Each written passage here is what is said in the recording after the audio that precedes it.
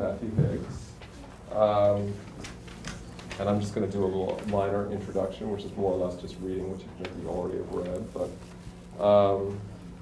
born in the UK in 1964, Matthew Higgs is an artist, writer, curator, and DJ.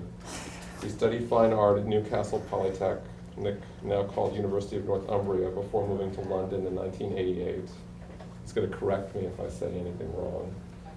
There he founded Imprint 93, a small press specializing in artist editions by Martin Creed, Chris O'Feely, Elizabeth Payton, Jeremy Deller, and others, and curated shows with many of these same people and also others, eventually becoming Associate Director of Exhibitions at the ICA in London.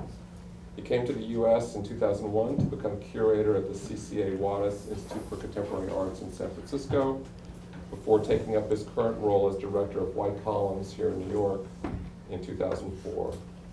In addition to his official responsibilities there, Matthew has in the past 23 years curated more than, and I don't know what this number is, 100, 200, 300 other shows? About 250, I think. Other than White Columns, yeah. More than 250 lively and well-regarded exhibitions in museums, galleries, and sometimes less likely settings around the globe. In an art world that often marches to the sounds of consensus, Higgs is an independent agent, tirelessly visiting artist studios and supporting projects that larger institutional players overlook. These time-consuming activities notwithstanding, Matthew continues to make art.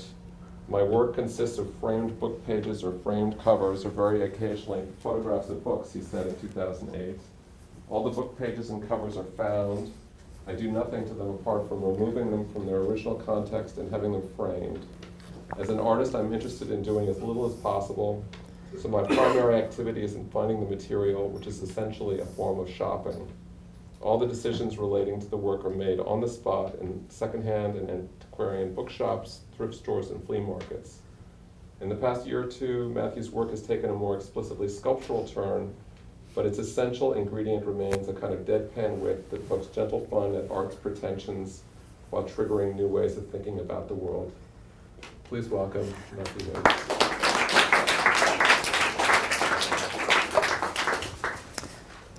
Thanks, Steele. Thanks for everybody for coming. Should we put the lights down? It's better. So I'm going to talk for about an hour about myself, and if you have any questions whilst I'm doing that, please feel free to interrupt, etc.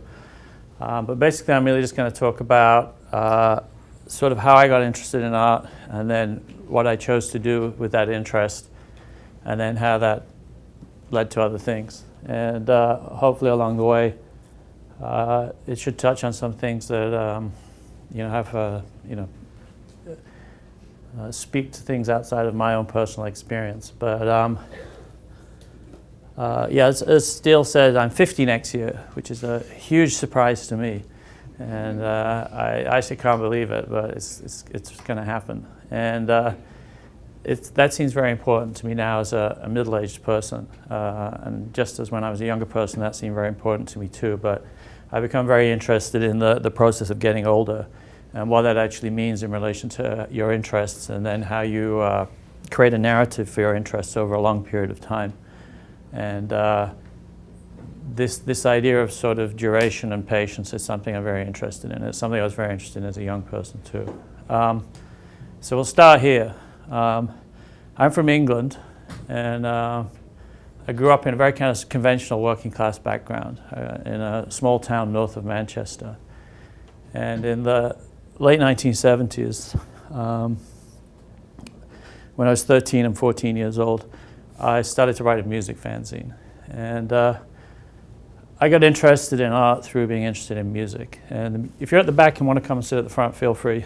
I got interested in art through an interest in music. And the music I was interested in at the time was the music that came immediately after punk. So in 76, 77, when punk broke in the UK, I would have been 11 or 12 years old. And I think, even though I was aware of its existence, I was certainly too young to have a kind of meaningful relationship with what it might mean.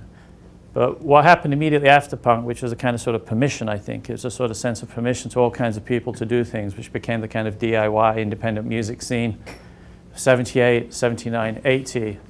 By that time I was 13 and 14, and I think I had at least, albeit a nascent, understanding and relationship what that might mean for myself. I grew up in this small town. There's very little to do in a small town, and I think my interest in music and things that orbited or oriented around music was a way actually to sort of just step outside of the limitations I found in my immediate context as a teenager. And then there was this desire, I think, to somehow participate in that culture. So I've talked about this before as sort of as an idea as between the audience and the stage. I had no desire to be a performer. I had no desire to be in a band. But at the same time, I think even as a teenager, I felt a kind of sense of frustration of being in the audience, that perhaps it was too passive for me. And it was trying to find a way to sort of bridge that gap, to try and find a way to sort of implicate oneself in the culture you're interested in, and to also, I guess, at some point think about perhaps contributing to that culture. Because I think what impressed me as a teenager was the DIY publishing and music scenes in the late 70s seemed to be based on a kind of sort of philanthropy. It seemed to be about people doing things for other people. It seemed to be about making things happen that other people could participate in. And it seemed to be very kind of collective, even if it sort of wasn't formally organized. There was something very organic about it, but at the same time it seemed to be very open and again very porous. And so certainly for me as a naive 13-year-old, there was a kind of opportunity, or at least I thought there was an opportunity. So I started to write a music fanzine, which wasn't a particularly novel or original idea. There were many of them at the time, and I was impressed and influenced by lots of other people's things that I saw at the time. But for me, it was just a vehicle to articulate my interests, to support the things that I found interesting, and I guess in some respects to sort of put my voice out there, even though as a 13 and 14-year-old, I think in hindsight, I was extraordinarily naive. But also I think in the idea of trying to connect and communicate with other people, which was limited in the town that I grew up in. So I started to write my fanzine, and I still have copies of them, but they're at my mother's house. But the bands that I was interested in were bands like The Fall, Cabaret Voltaire, Throbbing Gristle, and Joy Division. So a lot of the bands that became very influential in that time. This is a photograph taken in 1979 in Manchester, and it's the band Joy Division rehearsing. And can we go to the next slide? In the background is 14-year-old me. Can we go back to the previous slide? So this is me. I used to watch Joy Division rehearse on Sunday afternoons, and I think without exaggerating or sounding stupid, although it might sound stupid, but the first time I saw Joy Division play live was the greatest thing I've ever seen in my entire life. And in many respects, it was good to get that out of the way very early in life, because it's not that everything else since then has been a disappointment, but certainly what I saw or observed or witnessed was of truly historic proportions. This is before that first LP came out. But it was clear to me that they knew exactly what they were doing, and it's clear to me that they knew that they were creating history. And what I think is interesting in hindsight is that they were 21 years old. So in this photograph, they're 21 years old, I'm 14. And what impressed me really about Joy Division, and others like them, but specifically Joy Division, was that they made a lot of decisions for the group at the beginning, before success came, before fame and notoriety came. They were about trying to sort of preserve the integrity of what they were doing. So they decided to share all of the songwriting royalties 4 ways, regardless of who wrote the songs. This is almost unheard of. The only other band that I know that do it for sure is U2. I don't like U2, but they got the idea from Joy Division. And most bands split up eventually to do with complications between ego and economics.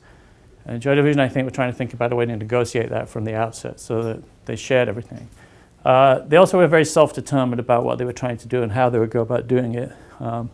They turned down opportunities to sign to much bigger record labels. They turned down financial opportunities to do certain things. And it was really about creating a kind of context for themselves and for their peers And the label that were on Factory Records was run in a kind of sort of a kind of utopian, naively utopian way. But at the same time, I think they felt a kind of sort of responsibility, not only to themselves, but to their audience, but also to the community they came from. So when Joy Division became New Order spent all of their royalties on building a nightclub that lost money all through its history. But they wanted Manchester to have something like the places they'd seen in New York at that time and so on. But certainly as a 14-year-old, I was deeply impressed by their independence and their autonomy and the sort of intelligence about how they went about their business. And it had a really lasting impression on me. And through being interested in music, I got interested in art. So I'd see references to art or artists in record sleeves, in a band's name, in things they might mention in lyrics, images they put on the sleeves, things they might mention in interviews and so forth. And as a kind of sort of quite serious young person, tried to find out what they were talking about. And this is obviously pre-internet.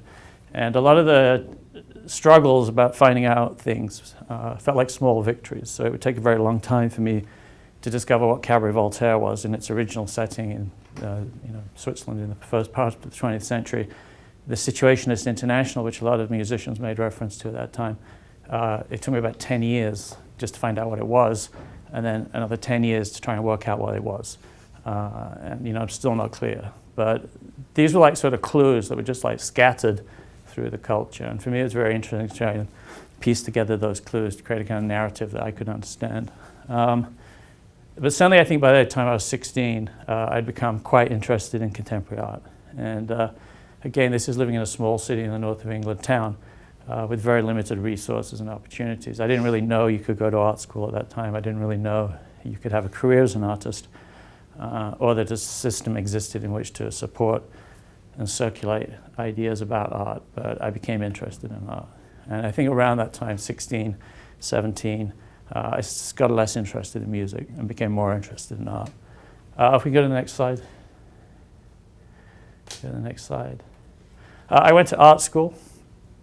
Art school in Britain in the mid-80s was a kind of sort of very kind of open place. It was also free to go. In fact, I got paid to go to art school. And art school in England, I think, is a very different kind of dynamic, certainly from my experience in art school in the United States. Certainly at that time, art school was considered just like an interesting place to hang out for 3 years, and you see what happens. And there was no idea that there was any kind of structure or goals. As nobody was paying fees or tuition, there was no sense that there was a kind of economic necessity or urgency to resolve things. It was just like an interesting place to meet interesting people. And it kind of was. I went to a college called Newcastle in the east of England, another kind of working class community. But I think I went to art school knowing that I didn't want to be an artist. The idea of being an artist wasn't necessarily the thing that interested me.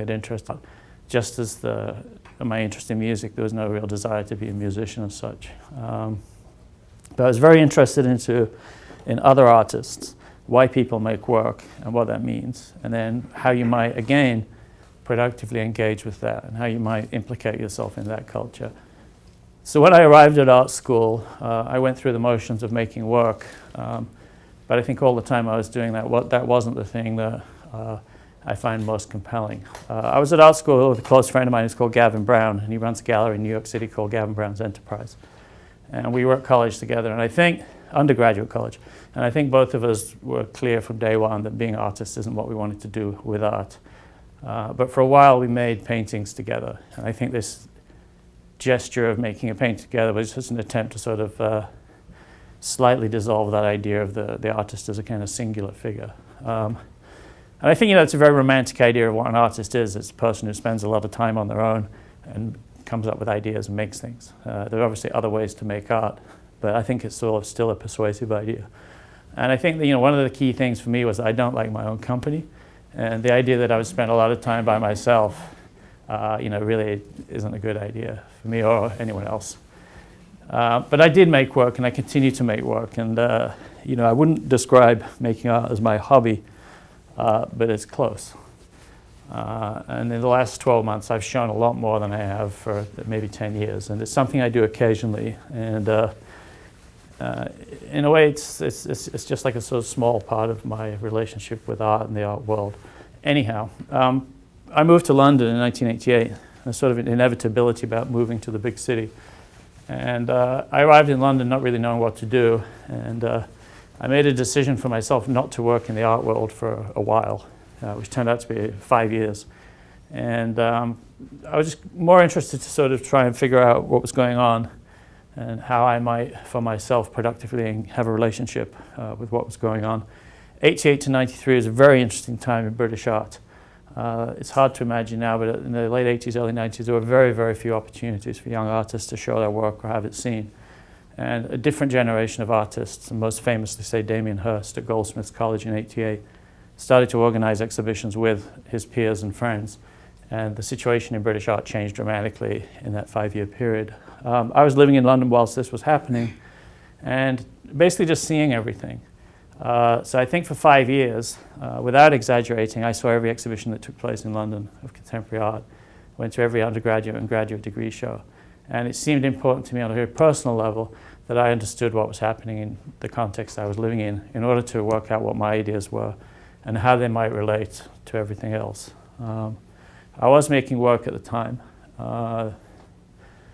and these were book pages, so they're really small, where I would eliminate most of the text and just leave single sentences. They were all taken from American detective novels written in the 50s and 60s.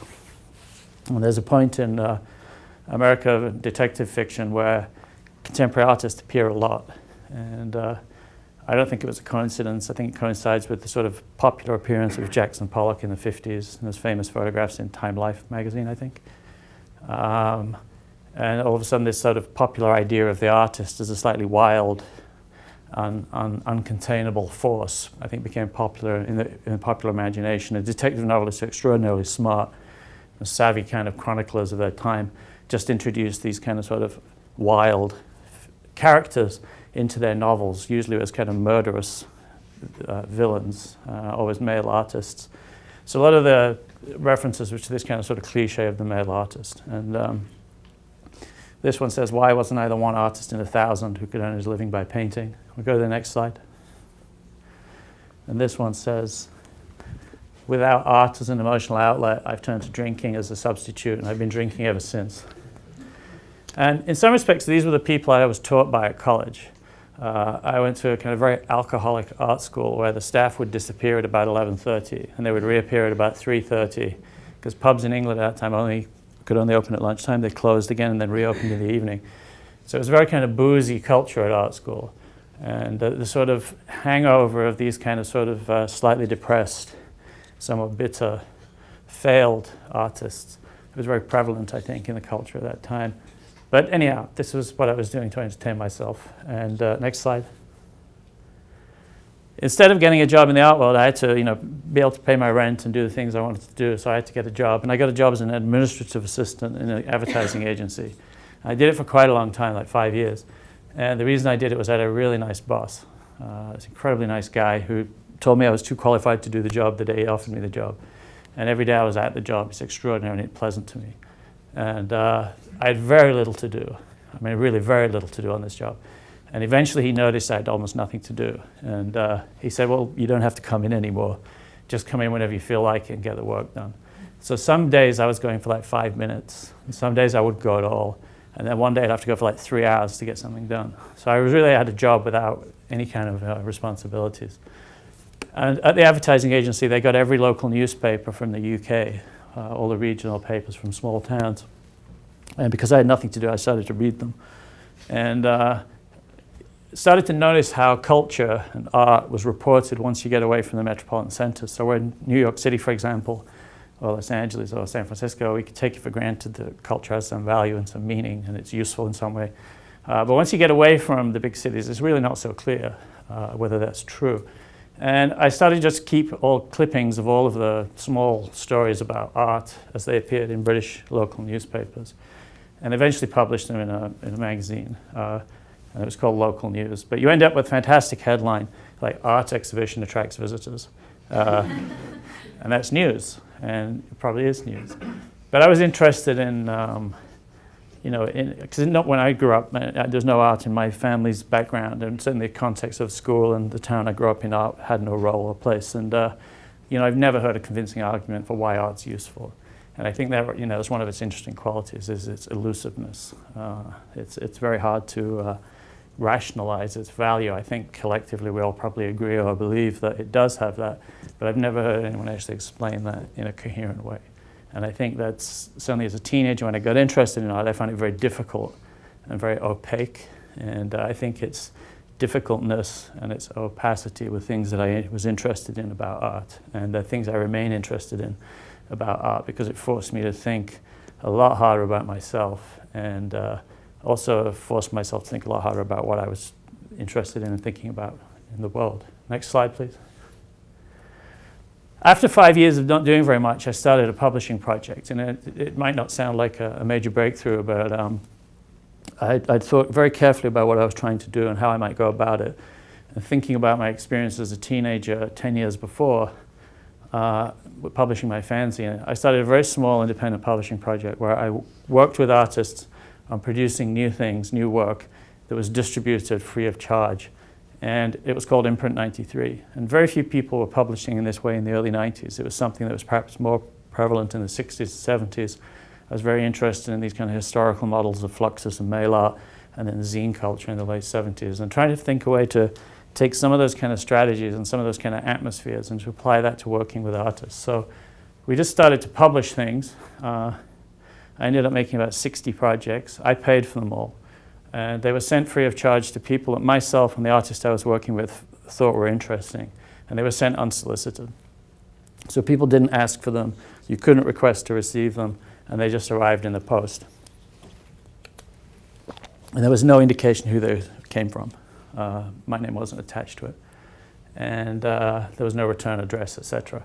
And they just kept coming. And what I was interested in was trying to find a way to work with artists who I found interesting, artists whose work I was seeing for the first time, but also the idea of trying to make new work and to try and make work that could circulate outside of the gallery and institution system. It wasn't adversarial in the sense that I didn't have issues with that. It was really about just trying to find another vehicle and another means. It was also about trying to sort of articulate my broad interests as a person, but also as a curator, and trying to think about how do you create a kind of parallel or an alternative narrative to what was being supported in the mainstream. So at that time in Britain, in '93, it would be the beginning of the YBA, the Young British Art Phenomena. And I certainly, on a very personal level, was very disappointed with the work that was being supported and championed under that rubric. And I felt that the more interesting work being produced in the UK at the time was actually coming from very different positions. It was being made for very different reasons. It was made by artists who had very different kinds of ambitions. And like my fanzine, this was an opportunity to work with people on a project. So when I was a teenager, the fanzine allowed me to have conversations with bands that I wouldn't have been able to have as a 13-year-old boy. And the publishing project allowed me to have conversations with artists that wouldn't have materialized in any other way if I didn't have this project. But it really was in a way of like trying to create a kind of program or a gallery or a space for myself to work as a kind of artist curator where all of the projects were produced collaboratively with other people. And as Steele mentioned, I worked with a lot of very interesting artists at the beginning of their careers. People like Peter Doig, Elizabeth Payton, Chris Ofili, Hilary Lloyd, many others, Martin Creed, Jeremy Della. And if we go to the next slide. I'll just mention this one.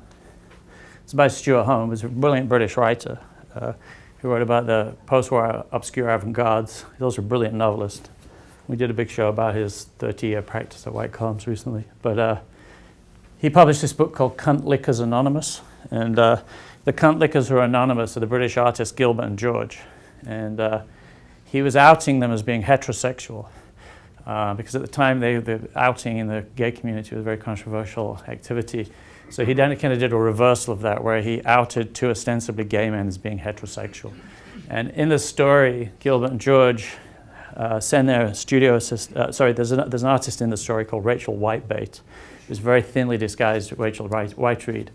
And she sends her studio assistants out into the East End of London, which is historically where the working class people lived. And they murder members of the working class and bring their bodies back to Rachel Whitebait's studio. And then they remove their lungs and then she fills their lungs with concrete to make a cast of the breath of the working class, which will be the most working class sculpture possible. And it's a sort of satire about the sort of mores of the British art scene at that time. These projects just kind of disappeared, and I was interested in them disappearing, but I was also very conscious of their historical narrative as they were being produced, because the artists I worked with were interesting. They were interesting without my involvement in their lives. But accumulatively and collectively, the project became much larger than its sort of modest scale. And consequently, I think it's an extraordinarily interesting account of that period as sort of filtered through my mind and the work of these other people. There's going to be a show of all these at London's Whitechapel Gallery next year, and that'll be the first time they've ever been sort of publicly displayed. There's nothing written about them. It's sort of internet-proof project in the sense that it doesn't exist online. There's nothing written about them that I'm aware of, and they sort of like a secret. And that was very much my intention at the time, was to keep this slightly below view. And the reason they were free was, as a young person, I used to love going to record stores and bookstores and finding stuff in the dollar bins, or the equivalent of the dollar bins in the UK. And I was also aware at the time that must be like the saddest day ever for those musicians and writers if they walked into a record store and saw their record in the dollar bin, because they know it's over. It's finished. So whatever hopes and dreams they'd invested into the work, it's done. It's just over. And I thought one way to avoid rejection was to never allow them to circulate in the marketplace. So it was kind of a strategy to avoid disappointment. Next slide. Thinking about ways to work with artists and just trying to think about other contexts for producing and circulating ideas. The British newspaper, The Guardian, which is like the equivalent sort of the New York Times in the UK, every Valentine's Day would probably put a supplement of classified advertisements. And I used to really like reading these messages that were put into the public domain, but they were very private messages. They were between two people, the person that wrote the message and the person who it was intended for. And I liked this idea of a sort of private conversation taking place in the public. So I started to commission artists to make Valentine's messages. Next slide. This is the one that says Tuesday, 7:30 p.m. And this is by the painter Elizabeth Peyton. And we didn't tell anybody we were doing this, and we didn't mention it to anyone. So they just went out into the world on 14th of February and then disappeared. This is one of the last messages from Oscar Wilde sent to his teenage lover, Lord Alfred Douglas, when he was in exile in France. And what I liked was that it was sort of juxtaposed with this kind of language.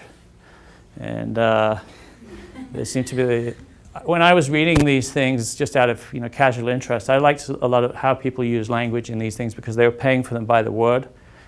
And there was a kind of sort of economic brevity to the language, but there was also kind of some of the language felt like the language used in conceptual art and so on.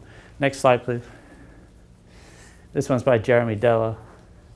Just represented Britain at the Venice Biennial, if any of you saw that, and it's this one. And I've almost finished Morrissey's autobiography, Morrissey from the Smiths, and this is a very famous line from a Smiths song. I'm sure some of you recognize it. And at the time, in the mid-90s when I was doing this, you had to phone the newspaper to book the ad. So I remember ringing them up about this one, and you speak to a real person, it wasn't automated. And the person on the other end said, what's your message? So I said, I'm human, I need to be loved just like everybody else does. And she said, can you slow down and repeat that? So when you start saying it slowly, it doesn't sound like Smiths anymore. It just sounds like it's a very sad person on the phone. And then you give them your credit card number. And what I thought about Jeremy's genius in a way, and I think it is genius, is that he understood that this sort of Morrissey's genius, which clearly is genius, was counter to the narrative on the other 24 pages of these things, that within the middle of all this kind of sort of very melancholic sense of loneliness. Morrissey's biography is not out in America yet, but it's the most bitter, mean-spirited book I've ever read. And I recommend it to all of you. Next slide. With some friends, I ran an artist-run space in London in the early to mid-90s. It's called Cubit, and it's still there to this day. Initially, it was in a studio building that a number of us shared, and part of our rent each week went to paying for a space in the basement that we used to promote other people's work. This idea, I think, of supporting each other and supporting other people, this kind of sort of peer-based philanthropy remains very important to me. And this was the space. It was pretty down at heel. And this is an exhibition by Martin Creed, which is called the lights on. And we go to the next slide, the lights off. And if we go back to the last slide, the lights on. So you'd walk into the space, and whilst you're in the space, this was for 30 seconds, I think the lights would go off, and then they'd come back on 30 seconds later continually. And it's a piece that he's very famous for now. He won the Turner Prize for this work a few years later, I think 4 years later after it was shown here. And the work's really just about kind of the self-consciousness of viewing, I think. So when you're in the space, it looks like nothing's there. If the lights are on, then the lights go off, then you're aware that you're in a space with no lights on by yourself, and then somehow you start to get nagging thoughts about what are you doing there and so forth. I think it's a kind of profoundly, brilliantly simple work that has been much satirized in the press, but I think that the strength of the work has sort of eclipsed the criticism of it. Next slide. Next slide. Running a space was interesting though. Trying to deal with other people's ideas, trying to work collaboratively, trying to raise the money to do it, trying to make sure that the gallery had a kind of identity and a position, and that it had found an audience and so forth. They were all really interesting things to deal with, and they were interesting things to deal with other people. I also started curating exhibitions by myself. I organized a few at college, but based on my other activities, people started to ask me to do things. And this was an exhibition at a British place called The Approach, which is still there. It's a commercial gallery. And this was one of the first shows they did. And it's above a pub in the East End of London. And it was an exhibition just called A to Z. And I'd always been interested in language-based art, whatever that might mean. And I was interested in trying to make sure that it was just about the alphabet in the English language and about its multiple uses. This is just a shot of the show. I realized quite quickly that most language-based art would be on the walls.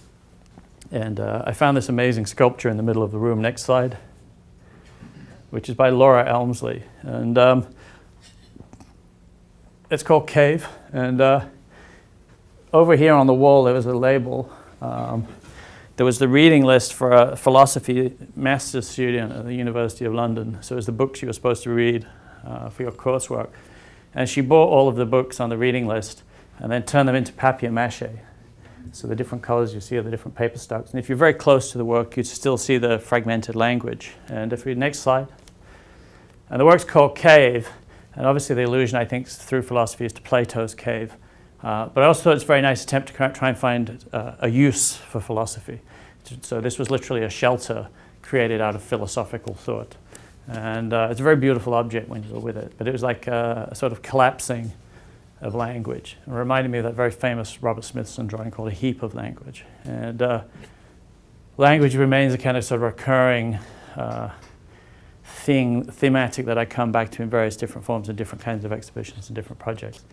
But for me, it was just interesting to have these opportunities to share my interest in other people's work and then to contextualize that work at different times within the context of group shows. Next slide, please. This is just a general shot. But it was enabled me to juxtapose work by very young artists, very established artists, unknown artists, and this sort of narrative of making projects that are cross-generational, that include artists who are very established and artists who are still at college, and trying to create a more complex narrative about what art is and how art is received and how art is actually made was something I was and remain interested in. I was interested in these ideas that there are very strong generational dialogues between different groups of artists and individual artists, and that these things can actually be articulated through the medium of exhibitions. Next slide. This is my favorite thing in the show. It's by a British Indian artist called Calvi. And it's an appropriated image, I think, from 1980s, maybe early 90s Dutch porn magazine. And he turned it into a screen-printed work. And what I like about it is that we don't know what caused the erection. So the assumption would be that they're reading pornography. But I like the idea that perhaps just reading in and of itself might be a libidinal act. Anyway, next slide. I started to organize a lot of exhibitions in the late 90s, mostly in the UK at the time. They were nearly all organized independently, and in almost every case I paid for them entirely myself. I never applied for any funding, and I had no desire to apply for any funding. I was very interested in trying to work independently and autonomously, and to work outside of the kind of demands that are made once you try and secure governmental funding. the idea that you have to sort of rationalize what you're trying to do before it's happened, the idea that you have to sort of describe a project before it's been installed, the idea that you have to sort of imagine its value before it even exists. These things just seemed like anathema to me, and one way to avoid it was just to do everything by myself. But I got invited to do exhibitions in larger institutions, and I ended up, as Steele mentioned, working as the Associate Director of Exhibitions at London's ICA, the Institute of Contemporary Art. And this is an exhibition I made just before I left the UK in 2000, and I co-curated it with an artist friend called Paul Noble. And it was an exhibition called Protest and Survive. And instead of a press release, this is what we sent out. And it was a cartoon that was published in a British satirical magazine called Private Eye. And it was around the time Tate Modern was about to open, so a contemporary modern museum in a former power station. So obviously what had been happening in Britain and elsewhere in the world was that Britain had moved from a kind of manufacturing culture. Its empire was long gone, and it was becoming a kind of heritage and service culture. So Britain didn't actually produce anything anymore. So its kind of historical legacy was becoming kind of co-opted into a kind of cultural future. So this would be the typical working class father showing his son his future, which historically would have been working in the mills and the mines, complicated and difficult work, but instead the future is all going to be art galleries. Next slide. And the exhibition itself, Protest and Survive, was quite badly received in the press. I think people thought it was quite a nostalgic idea and thought. Protest and Survive was the slogan for the British campaign for nuclear disarmament in the 1950s, so after the Second World War, a kind of movement to stop the proliferation of nuclear weapons. And it was very active in the UK. And myself and Paul were both the same age. I think we'd both got involved in sort of grassroots politics as 14, 15, 16-year-olds and galvanized around things like Rock Against Racism and the campaign for nuclear disarmament. So kind of our, nascent political consciousness was raised simultaneously. And we both felt that in 2000, and this is pre-Occupy, it's pre-millions of people marching in London against all kinds of things later in the 2000s, we wanted to look at the idea of how politics affects individuals and how individuals can affect politics. It wasn't an exhibition of political art, which I think confused a lot of people because that was, in some respects, how the work was perceived. This is this collaborative work by Christopher Wool and Felix Gonzalez-Torres that was in the show. And the text is posters, you just take one, and it says the show is over, the audience get up to leave their seats, time to collect their coats and go home. They turn around, no more coats and no more home. And it's a text by Ralph Van Eigen from the Situationist International. And the Situationist International, one of their central ideas was about the spectacle in a way that in a media culture, and this is in the late 50s and early 60s they were talking about this, that you become saturated and distracted by the media to the extent that you're no longer actually living anything that resembles a real life. And so whilst the audience is the fear to being distracted, and they turn around, their world's gone as they understand it. Next slide. These are just installation shots of the work. This on the left is a piece by David Hammonds from the series Higher Goals, so improbably high basketball hoops, and on the right, a group of photographs by Paul Graham. If we go to the next slide, that were shot in British unemployment offices in the early 1980s. And he shot these photographs surreptitiously using the cameras hidden in a bag so that the subjects weren't aware they were being documented. But I think it was a quite brilliant and prescient understanding by Paul at the time of the kind of misery of Thatcherite policy and how that was actually sort of eroding the kind of fundamental basis of British society. And one of the most cruel manifestations of this was people who were unemployed for one reason or other, and the kind of sort of institutionalized inhumanity they had to sort of engage with. And I think they're a really profoundly brilliant set of photographs. The book's very rare, but I think the photos are widely circulated in Paul's subsequent monographs. A lot of the work in the show was made in the year 1984. We didn't point that out to anyone. It was just seemed to be a sort of like a curatorial Orwellian joke, albeit a perverse joke, because a lot of the work was responding directly to the kind of crisis in the mid-80s. That in here was with Reaganite philosophy, and in the UK was with Thatcherite philosophy. Next slide. This is the cafe in the Whitechapel Art Gallery. It's all changed now. If you've been there, they've sort of renovated the space, so it looks a bit different. But it's on the second floor in England, first floor in America. So you go upstairs and you're in here.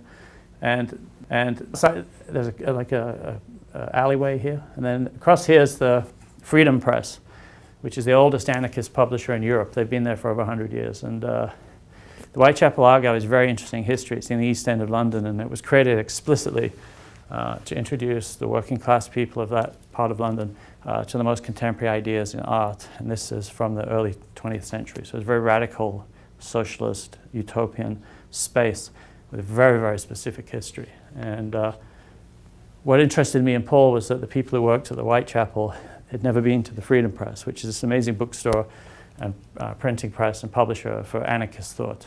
And we invited the artist Thomas Hirsch on to make a project, who just made a fantastic project this summer in the Bronx that maybe some of you saw.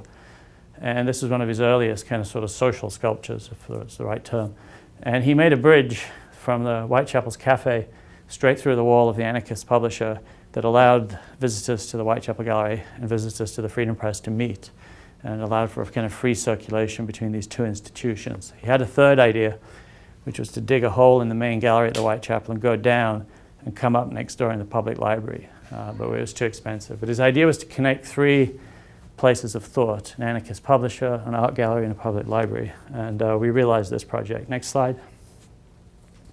That's the alleyway looking down. Next slide. That's the bridge going across into the anarchist publishers. Next slide. There's a happy anarchist. They told me like their takings for the 2 months the show was on went up like 25,000% or something. So they were really excited, and they told me the anarchists need to make money too. Next slide. I left England in 2001. I would have been 35, and I was a little bored. I was a little bored with being in England, and I felt like whatever I was thinking about and the things I was doing and the things I was interested in, I felt like they'd achieved some kind of critical mass. I felt like it was an audience for what I was doing, and I felt like I could not predict, but I could sort of anticipate a little bit the kind of reception of the work I was doing. And it just seemed like an interesting time to take myself and my baggage somewhere else and see what happens. And out of the blue, an opportunity to work at the California College of the Arts and Crafts, as it was at the time, at their gallery, the Wallace Institute, came up. And I found myself in the Bay Area. I'd been there once before. And for me, it was just an interesting process of like starting again, trying to work out what it means when you show up in a different city, people you don't know, histories that you're not part of, a community that's unaware of your existence, perhaps. And how do you sort of reacclimatize, and how do you introduce yourself, and how do you start working again in a new place? And it was very much like the 5 years I gave myself when I arrived in London to try and see what was happening. Obviously, I didn't have 5 years to spare, but it was a similar thought. So this was the first exhibition I organized at the Wallace, and it was called "To Whom It May Concern," which is, I think, a really great phrase. To whom it may concern. Each part of it's really interesting. So the word to, the word whom, who is whom, it, what is it, may, which means it also may not, and concern, what does concern mean? But to whom it may concern, I think, is a really beautiful form of address. And the exhibition was about sort of the problems art has, I think, as a kind of communicative tool. I'd become interested in artworks that put the viewer in a kind of role of a kind of eavesdropper or interloper. So the works actually were a dialogue or a conversation that actually tried to sort of bypass or circumvent the viewer. Sometimes these were real communications, other times they were fictional in a sense, created by the artist. But in each case, the viewer was left in a slightly awkward position if the subject of the work actually wasn't intended for them. The conversation actually took place around them. And so I was trying to think about, the thing I mentioned earlier about art's value and its elusiveness, and trying to look at works by artists that sort of thought about this too. This was right at the entrance to the gallery. It's a work by Angela Bullock, who's a British-Canadian artist who lives in Berlin. If we go to the next slide. And she'd been collecting these lists of rules as they apply to different organizations for many years, and she's published them as a book called the Rule Series. And she was interested in authoritarian language and how authoritarian language manifests itself in very different contexts, and it's used in very different kinds of ways, but its sort of fundamental point is to control people in one way or another. And she turns these into kind of wall text. This one's called Baby Doll Saloon, which was a strip club that was in Tribeca. It's no longer there, but it was a very famous strip club in New York City. And it was a handwritten sign that she found in one of the women's bathrooms, and it was intended for the women who worked there as dancers. So it wasn't intended for her, but she took it and recontextualized it. So you stood reading this thing and, be on time, seems reasonable and stuff. But then you get down to the bottom, it sort of goes very strange. So number 7, it says, if you do drugs, try not to bring them to work with you. So A, they don't mind that you do drugs, or they're sympathetic. And try not to bring them to work with you. I mean, it means you might be bringing them to work with you. So there seems to be a very kind of sort of liberal, understanding management. But then if you read number 6, it says the management reserves the right to fire you without notice or reason. So it's completely contradictory. And she was interested in this, the contradictory nature of authoritarian language, wherever it manifests itself. Next slide. This is an installation shot of the show. This is work by Felix Gonzalez Torres. This is work by Jeffrey Valance, where Jeffrey Valance wrote to the television news presenter Connie Chung over many years. And she would send him a signed 10-by-8 photograph every year when he wrote back. And it's the letters from him to her with these signed photos that she kept sending back to him. Slightly stalkerish narrative. And then over here, next slide, is a work by Joseph Gridgeley. He's a fantastic artist based in Chicago. And he's been totally deaf since the age of 9. So he's a bit older than me now, he's probably in his early 50s, but he's been deaf for 40 odd years. And he has memory of hearing. So it's very kind of interesting slippage of the first 9 years of his life. He has a memory of what it's like to be able to hear. And a lot of his work deals with this discrepancy in his life. And a lot of his work consists of restagings of conversations he's had with people in real situations. Next slide. Where all of the handwritten notes are written by the hearing person when Joseph isn't able to read that person's lips, or he needs them to actually clarify what it is they're trying to say to him. And if you had a conversation with Joseph, it's very difficult to condense your thoughts into writing quickly in a kind of conversational way. So the notes are very kind of fragmentary and garbled in many respects, but it's really just Joseph trying to get you to clarify things that he can't resolve through lip reading. So this is a restaging of a conversation that took place in this thing. And an earlier work by Joseph, it's a collection of these notes written in different times and different circumstances that he'd saved. And they're all to do with music. And they were mostly him at bars or at concerts with friends. And a lot of them is where he just turns to his friend and says, what do they sound like? And the friend tries to explain, which is extremely difficult to do in a noisy room, but it's also extremely difficult to do anyway. And one of the notes I remember being really brilliant, it said they sound like the new Nirvana. And I thought it was kind of brilliant misunderstanding of the whole problem is that Joseph didn't know what the old Nirvana sounded like.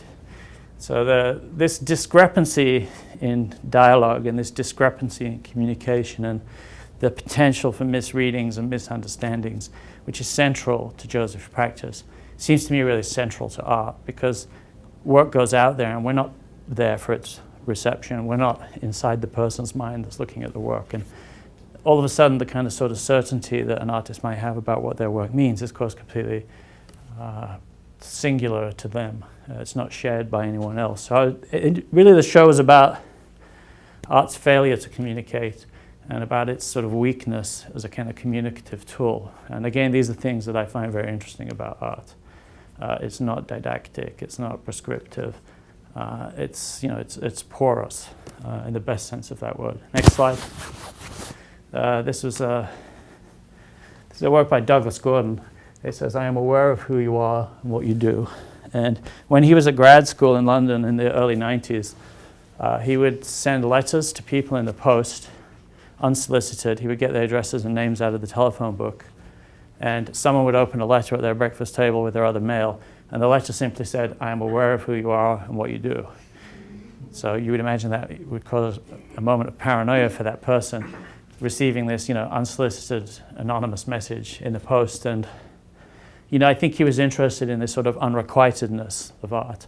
So he sent the work out into the world, but wasn't there to witness its manifestation. So the work was completed when the person opened the letter, and the artist wasn't present for that moment. But the artist was sort of trying to set something in motion rather like, say, in a Hitchcock film, the MacGuffin that Hitchcock had, which was simply a narrative device in the film to move the narrative forward.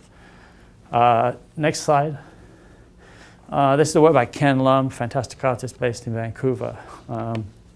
He made a whole series of these signs made with a commercial sign manufacturer, and they sort of describe the kind of sort of ethnic diversity in Vancouver and its neighborhoods. When you see a lot of them together, it becomes kind of sort of like small stories about a big city. And this is clearly a fictional exchange, but Jim and Susan, whoever they are, have clearly put their life savings and hard work into creating this motel. But clearly at some point, Jim's really fucked up badly. Because I would imagine that Jim tried to get Sue to come back, tried to negotiate with her in private, and then out of desperation puts that conversation into the public realm. So, Sue, I am sorry, please come back. And in 7 words, you've got this sort of Flauberian family tragedy. And this sort of threshold between the private and public domains was really the subject of the exhibition. This sort of threshold, I think, is really one of the most interesting threads in a lot of art. And it's where I think art can be extremely effective. Next slide. This is a group of works by a younger British artist called Matthew Sawyer, who was a student of mine when I was teaching at the Royal College of Art. And next slide. And it's called It'll All Come Out in the Wash, which is, I'm just checking the time so I don't bore you too much. He would, on a small piece of paper, write a tiny fragment of a rock song lyric, in this case, Only Love Can Break Your Heart by Neil Young. And he would roll it into a ball, and then he would go out into the street, find a stranger, stand next to them, and put the ball of paper into their coat pocket. So it's like reverse pickpocketing, which I would imagine is extremely difficult to do and extremely stressful. Because if someone catches you with a hand in their pocket, they're not going to believe you're depositing a small fragment of text. And the idea was that eventually, months later, the person would take their coat to the dry cleaners. They'd clean the pockets out, and they would find this little ball of paper and unravel it. And it would say, Only Love Can Break Your Heart. And the works themselves were just black and white Xeroxes of the text, a photo of the person, and a very small description of what happened. And rather like the Douglas Gordon, I'm aware of who you are, is sort of this idea of unrequitedness of art. Whereas in an unrequited relationship, your interest in someone or something isn't returned. In this case, the artwork behaves in a similar fashion, I think. Next slide. Working in San Francisco was great. I really enjoyed my time there, and I would recommend wherever you find yourselves down the line to just moving away for a while. It was very good for me to get out of London. I've never been back, and I will never live in London again, I don't think. That wasn't my intention. But it was useful to find that out. And the only way you can find that out is by doing it.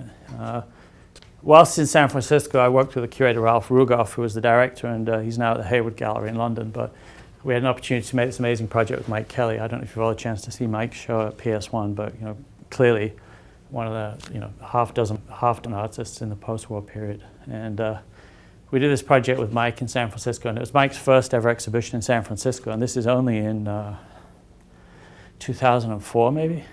Mike had lived in LA since the late 70s, and it seems impossible to me that it never occurred to anyone in San Francisco, the nearest big city, to do a show with him, because I don't know, it just seemed baffling to me. It just seemed, but it also told me something about California and this sort of regionalism between North and South, and all the tensions therein, which I found interesting, and I think Mike clearly found interesting too. But this was an installation, and what you see here is a spiral staircase on its side.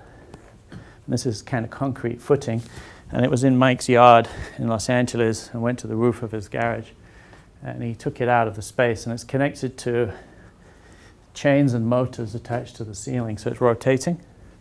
And then attached to the spiral staircase are 3 video projectors, each showing 3 sequences of photographic images. And then the mechanisms are connected to a guitar amplifier, which is connected to an effects pedal. And off camera is a concrete urn, which is a version of the concrete footing, burning incense. And then there's a small light show attached to the rotating thing too. So you walk into this space, and there's just sort of like slightly overwhelming experiential thing going on, which was Mike's sort of homage to the sort of days of the Fillmore in the late 60s. This sort of psychedelic era slideshows, this sort of trippiness. of the Bay Area, and the music that the piece was producing was a kind of drone-like, almost like drone-like composition. But next slide. Mike had moved into his place in LA, and the previous inhabitants of his house left behind some family photographs. And they showed the previous inhabitants of Mike's space before he bought the property. So this is the daughter, one assumes, of the family next to the pool. This is Mike Kelly in the same place. If we go back to the previous slide. So Mike had someone make all of the family's clothes and then inserted himself into their history just as their history was part of his everyday life, because they were part of the fabric of the building and the history of the building and the place. So go back to the next one. And then Mike filled in the pool. I don't think he likes swimming. And then next slide. The third set of images were the two images juxtaposed. So one of the projectors was showing the family. One of the projectors was showing Mike's reimagining of the family's history. And the third was juxtaposing these two histories. This sort of idea of a kind of ghostly narrative in any kind of domestic space that's had previous lives. Next slide. Whilst at the Wattis, I started a project space in the lobby of the school. There was this white wall outside of our office, and it was right by where people came to sign in. And I'd always liked the sort of institutional architecture of bulletin boards, because we gravitate to them for obvious reasons, that they seem to contain useful or pertinent information. And I liked the fact that it was also a frame. It was a kind of vitrine. And I thought we'd replace useful and pertinent information with art. So I just started to commission artists to make projects for the bulletin board. And we have one at White Columns too now. We've probably done 40 or 50 bulletin board projects with different artists. But again, I was just trying to think about cost-effective, modest ways to work with artists through a kind of vehicle that perhaps wasn't the most obvious. And it would ask the artist to step slightly outside of their everyday practice to think about something else. But also the audience for this was very ambient. It was whoever came to the school. It was whoever was passing by. This was an installation of Polaroid photographs by a San Francisco Bay Area photographer called Jim Jacoy. Next slide. Jim made a really fantastic book a few years ago called We're Desperate.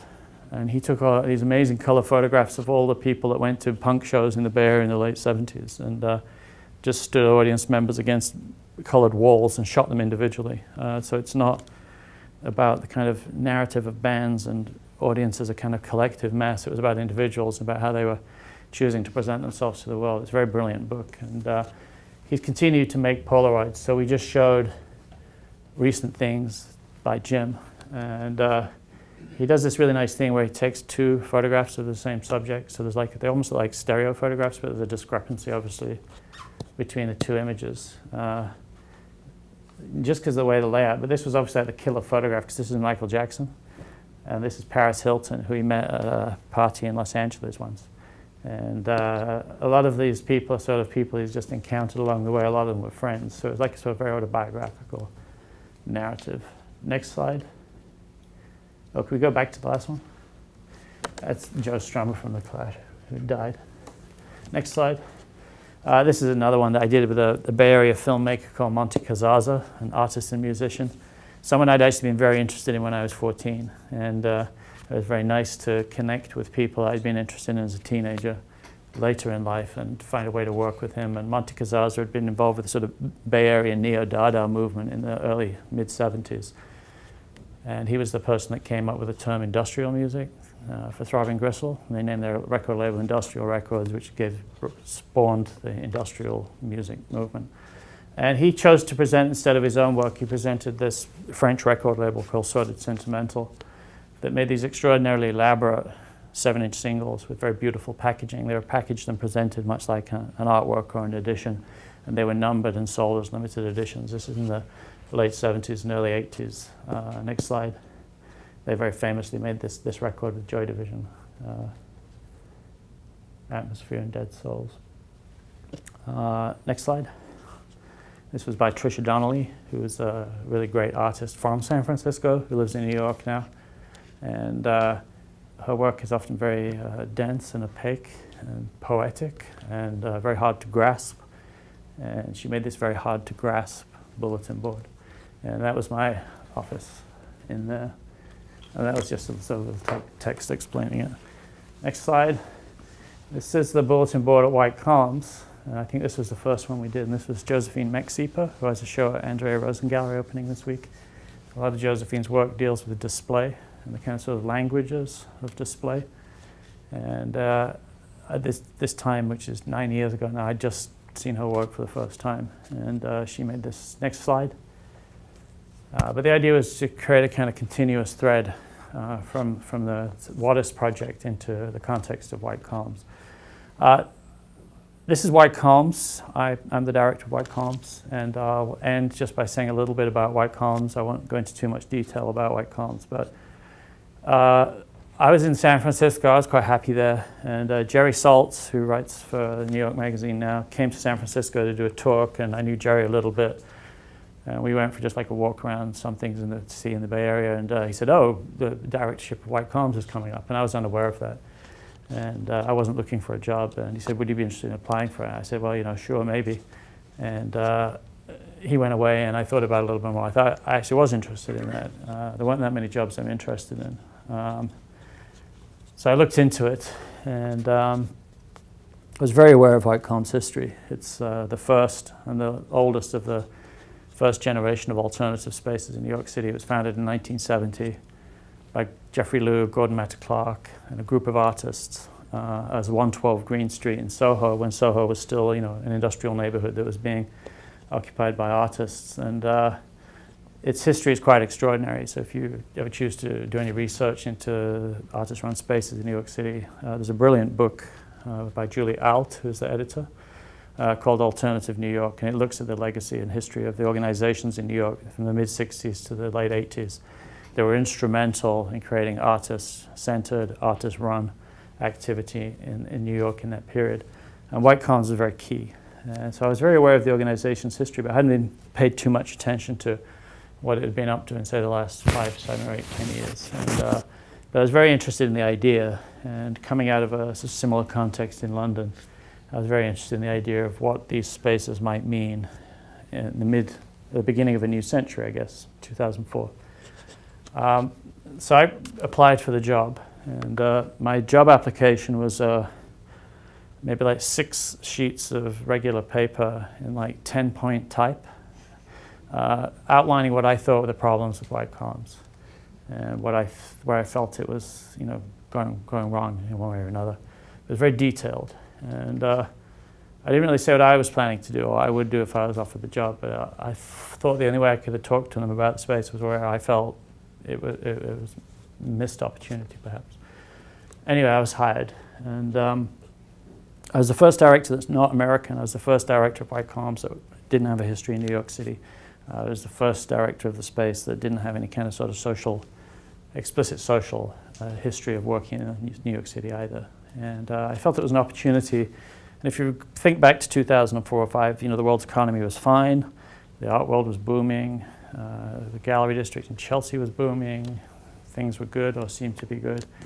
And for me, it seemed like an interesting time to think about these kind of spaces again, because in many respects, people thought they were unnecessary, because almost like the war had been won, the ideas that these spaces began and started to support, whether it was people were excluded by gender, sexuality, race, the materials they were working with, there was an argument that these things had now been fully assimilated into the mainstream, so there was no need for these spaces to exist. But it seemed to me that there was a very sort of compelling reason for these spaces not only to exist but to thrive, which was to counter the kind of dominant narrative that was coming from the commercial art market, and also to kind of provide a kind of sort of alternative to the larger institutional narratives in bigger institutions, and to create platforms that are very idiosyncratic and very close to an artist's ideas and intentions. And I don't think those ideas go out of fashion. I don't think those ideas are really been fully assimilated anyway. Anyway, my ideas for White Columns are quite simple, and it felt to me like that it had lost its audience, and its primary audience is other artists, and it always was other artists. And it seemed to me that it needed to reconnect with its constituents. It also felt to me that it had become very narrow in that it was simply showing the work of younger artists, recent graduates, And a lot of the work that was being shown there was basically produced in the 5 boroughs of New York City. And that seemed to me a very kind of narrow idea of art at the beginning of the 21st century, because clearly that's not what the world looked like. That wasn't how people communicated. It wasn't how ideas circulated. And so really we just started to work with more people, different generations, people making work for very different reasons, people making work in places other than the major metropolitan centers. We started to work with a lot of self-taught artists. We started to work with a lot of older artists. And really just to try and create a narrative that actually is closer, I think, to the reality of working in this world at this point in time. And this is an image just from the first show I organized in 2005, and it's called Trade. The title of the show alluded to the market and to the kind of craziness of the market in 2005, which is far crazier now. So I mean, in some respects, it seems quite calm in 2005, given how crazy the art market is now. But the idea of the show Trade was that every time I went to an artist's house or every time I went to an artist's studio, they always had great art by other artists on the walls. And in 99.9% of cases, they'd swapped a work with the other artist. And I became very interested in this economy that existed only amongst artists, that was never discussed, it was never made publicly knowledgeable, no money ever changed hands. It was about artists creating a kind of exchange system amongst themselves based on friendship, respect, and where they agreed that these two objects had an equal value, regardless of their monetary value in the larger commercial art world. And what I realized was it's actually the biggest economy in the art world. It's in the auction houses. It's far bigger than all the art fairs. It's far bigger than all the art that's sold in Chelsea. That the largest economy in the art world is an economy created amongst artists, for artists, and by artists. And I was interested in privileging that, and I was trying to use it as a kind of sort of a statement of intent that that what's important is artists. And the show had I invited I think 20 artists of different generations who produced work at different time in New York City. That was important for the first show. And I asked each of them to introduce me to an artist that they'd exchanged a work with in the past. And then the pairs of artworks were reunited, or perhaps united for the first time. They never had a coexistence outside of the exchange. So the idea was about looking at how artists create networks and about how artists develop friendships and about how artists at some point cross this line where they become custodians of each other's work and so forth. And we published a fanzine that had just some of the narrative biographical stories about how these exchanges came to be. Next slide. This was Kim Gordon from Sonic Youth and Jutta Kurta, the artist's response to the invitation. And they'd worked together on collaborative projects, and out of those collaborative projects, so the idea of artists actually collaborating in a dialogue together, they'd sort of become owners of part of these kind of collaborative conversations amongst themselves. So they restaged a part of a collaborative situation that they'd created. And previous slide. This is a work by Martha Rosler, and these are 4 works by the artist Rainer Ganal that we just did a fashion show with at White Columns last week. I don't know if any of you saw it, but it was incredible. But Martha Rosler, a very important figure in American art from the late 60s through, making very kind of political work. And Rainer Ganal has been making this project for a very long time, where he visits seminars at colleges, philosophy seminars, theoretical seminars, artist lectures, and takes photographs of these lectures taking place. So he's in the audience witnessing and documents it, and he has hundreds and hundreds and hundreds and hundreds of photographs of this kind of exchange of knowledge in public places. And he asked Martha if she was interested to trade a work, so she gave him one of his signature photographic collages, and he gave her 4 photographs of her giving a lecture. And on the slide screen, which you can't really see here obviously, is this image. So she's doing a lecture talking about the work that she ended up exchanging. So there's this kind of very sort of nice tautological loop created within the work itself. Next slide, next slide. This is it. This is the last thing I'm going to talk about. YCOMS is open 5 days a week. I'm always there. Come by. And we do lots of things. And we have very interesting shows that just opened on Saturday.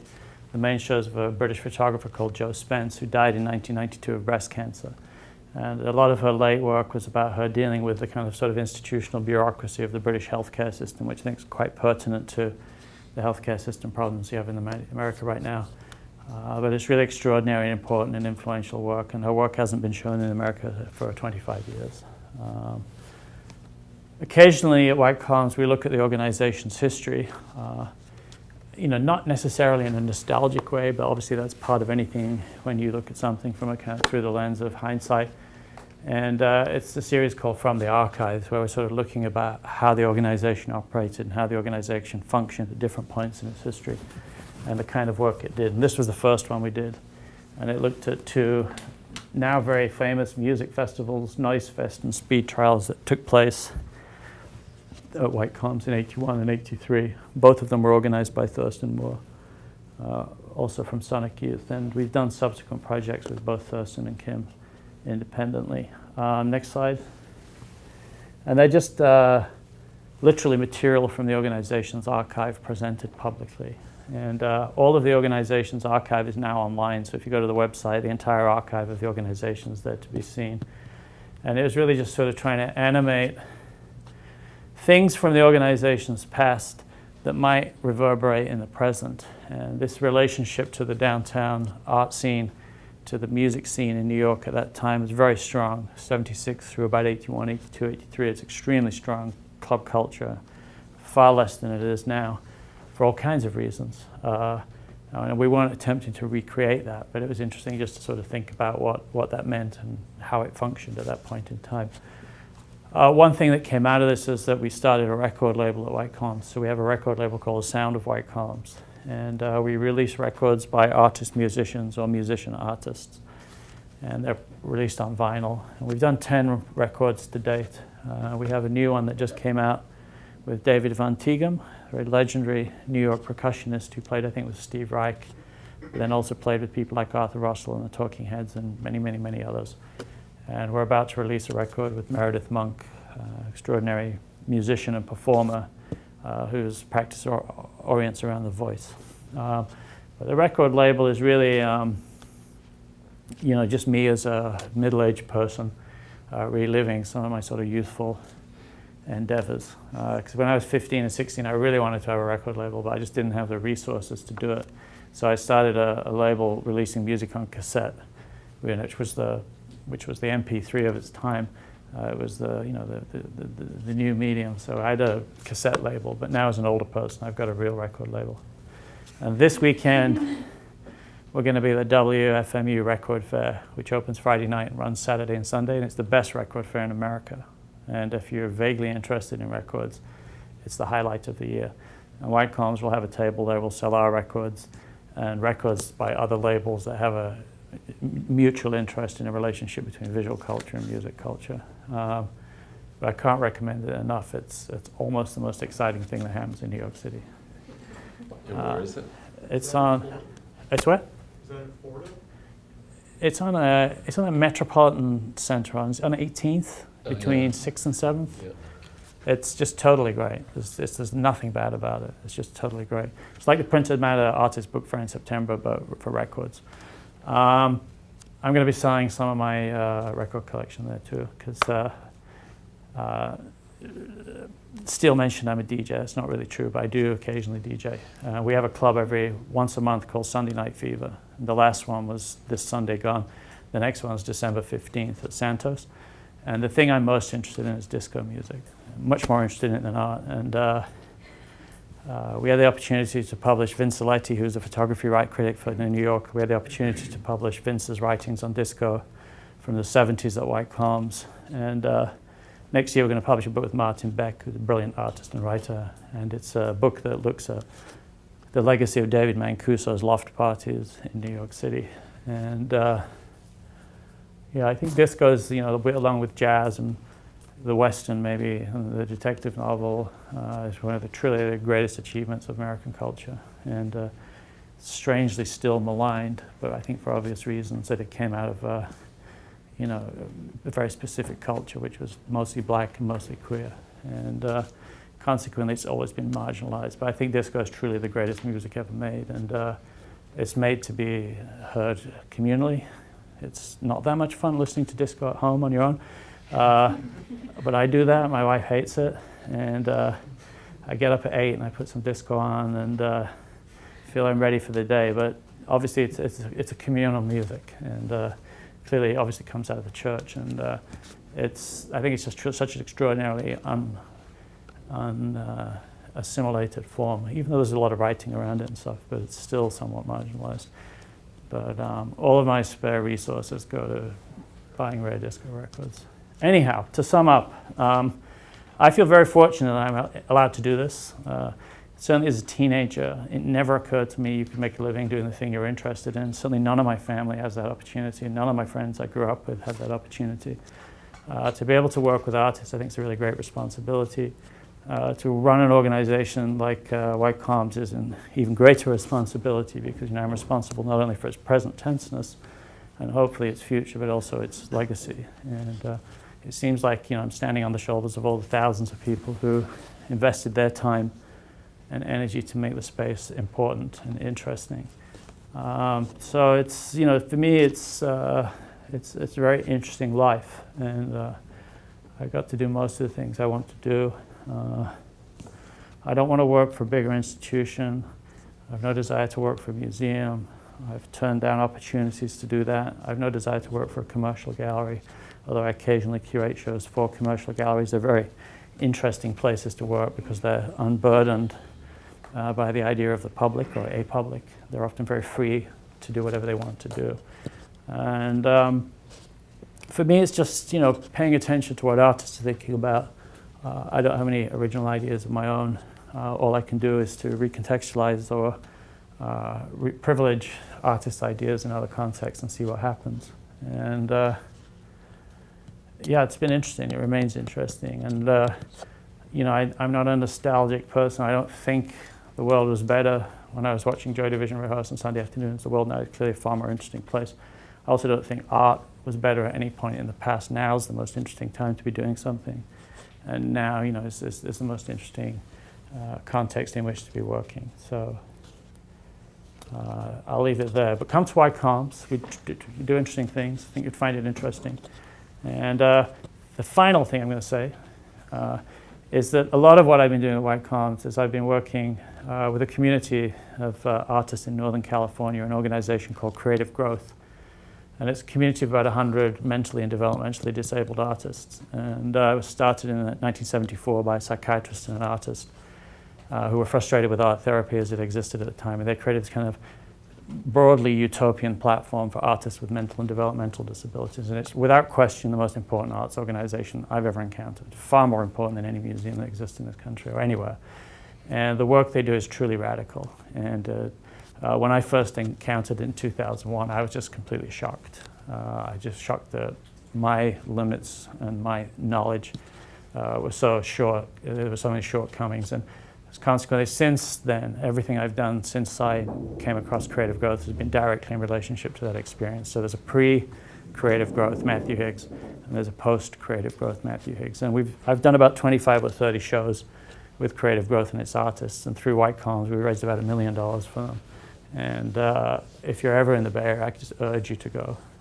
It will change your life, literally, for the better. So I'll leave it at that. CreativeGrowth.org. So if there are any questions. Thank you, Matthew. Yeah, we have time for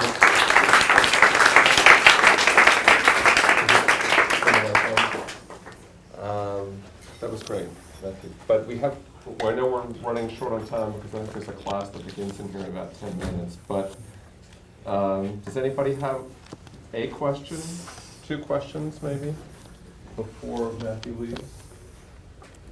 About curating, where was your own art? You're such a man of modesty. Sure, two pages of my own work. Anybody? Questions about curating? Questions about, does anybody have any? I don't mind if you don't.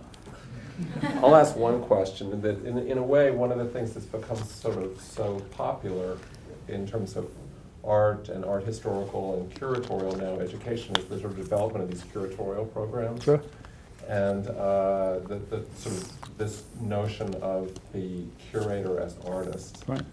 And I mean, I wonder what you think about that as a phenomenon, why it's occurred, what you think its merits are or demerits. I taught for a long time. I didn't mention that, but I taught in London at the Royal College of Art and Goldsmiths in Chelsea on the graduate programs for a long time. And for many years I taught on the Royal College of Art's curatorial program. And I taught briefly on the CCA curatorial program in San Francisco, which is new when I was there. And I've asked to teach on the new one that's starting here in New York next year. I mean, I'm interested in the history of exhibitions and exhibition making. I'm interested in the narratives about how exhibitions come about. And I think, for me, it's very important for artists to understand the context into which their work will hopefully circulate. And I think part of that responsibility on artists is to understand the history of exhibition making. And exhibitions are made by people for a reason in places that exist for a reason too. And I think as an artist, you have a responsibility to have some understanding or relationship with all of those ideas. So for me, it seems to me that when curatorial programs started in the early 90s, they served an extremely important function, which was that this was an untold history. It was like art history, say, at the beginning of the 20th century. It didn't exist prior to that, but then now we have art history and everybody thinks that's completely reasonable. So really it's about curatorial history, and then that was the first phase. And then the second phase, which is, is perhaps more complicated, but it's just like art school, is just like, can you train an artist? Can you train a curator? I don't know the answer to either of those questions.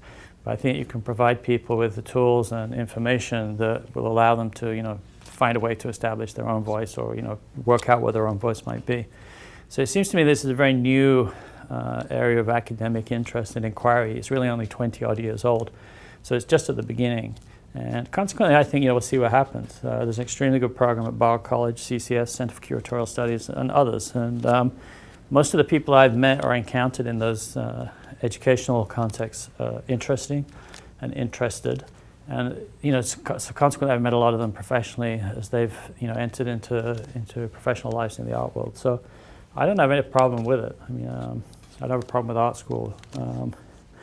It's what you do when you're there and how you choose to use your time. But I do think the artists have a lot of responsibility to understand where their work, what might happen to their work when they go into the world. So when I was an undergraduate, I was extremely interested in the culture of galleries, who ran those galleries, which artists showed with those galleries, why those artists showed with those galleries, what was the ideology or the methodology of these galleries. And consequently, I knew an awful lot about the art world, the commercial art world, and the institutional art world at a time when, I barely had any ideas about how to make art.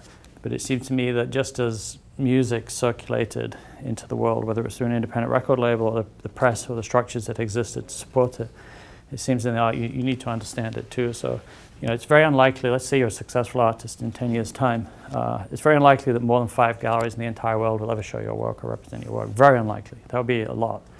So it's your job to figure out who they might be, even if they don't exist at this point in time. But it's your job to gravitate towards the people that you're interested in, that you hope would be interested in your work. So just as I was a 13, 14-year-old, it was my job to gravitate towards Joy Division. They didn't come to me. It was my job to gravitate to Throbbing Gristle. They didn't come to me. And it was my job as a teenager to work out how to talk to these people. And you have to do that. It's your responsibility, and it's no point complaining about it later. It's really your job to create the narratives that you're interested in creating, because they won't come to you. Well, thank you very much. Well, I don't think we really have time for any questions. Sorry, Gustavo, but you can come up and ask. Thank you so much. Matthew's right. He did show a couple of slides of his early work. It's all my work. It's all my work still. I know it is all your work. No, I mean, I just meant this other dimension. We don't distinguish. Murray Guy Gallery, which we don't distinguish, has some of Matthew's, I don't know, the work that hangs on the wall or the work that's actually sculpture, and it's very interesting, and it's very interesting in relation to everything that he's talked about, because it's all of a piece. But thank you so much for coming. Sure, thanks. Thank you all for coming. If anybody has any one-on-one questions, you can do a little bit. Otherwise, let's try and clear the room quickly and help with the chairs and all that. Thank you. Thanks.